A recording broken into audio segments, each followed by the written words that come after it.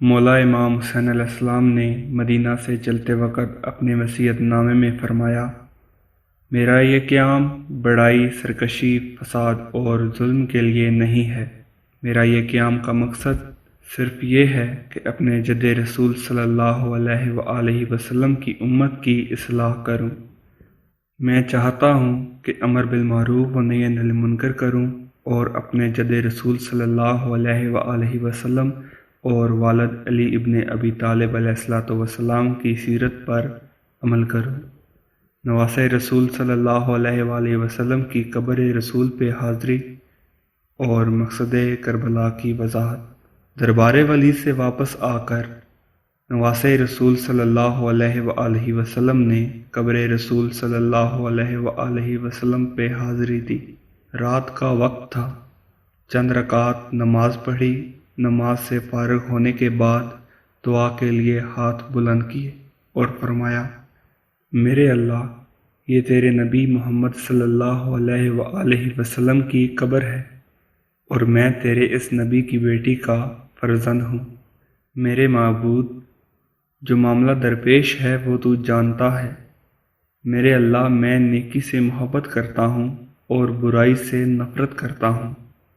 اے ذوالجلال والاکرام ذات، میں تجھ سے مانگتا ہوں اس قبر کے صدقے میں جو عظیم ہستی اس قبر میں موجود ہے، اس کے صدقے میں کہ میرے لیے اس راہ کا انتخاب فرما کہ جس میں تیری اور تیرے رسول صلی اللہ علیہ وآلہ وسلم کی رضا ہو۔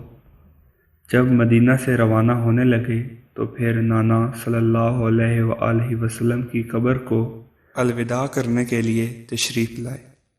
قبر رسول صلی اللہ علیہ وآلہ وسلم پہ آ کر سلام کیا اور نانا صلی اللہ علیہ وآلہ وسلم کو مخاطب کر کے عرض کیا، اے اللہ کے رسول صلی اللہ علیہ وآلہ وسلم، میرے ماں باپ آپ پہ قربان ہوں۔ نانا، مجبوراً تیرے پڑوس کو چھوڑ کر جا رہا ہوں۔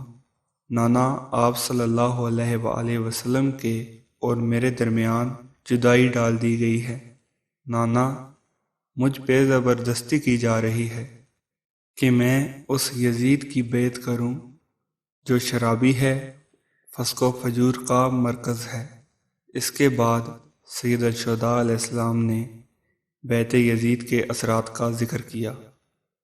اگر میں بیعت کرتا ہوں تو کافر ہو جاؤں گا اور اگر بیعت سے انکار کرتا ہوں تو شہید کر دیا جاؤں گا۔ نانا، بیٹے کا آخری سلام۔ اللہم صلی علی محمد و آل محمد۔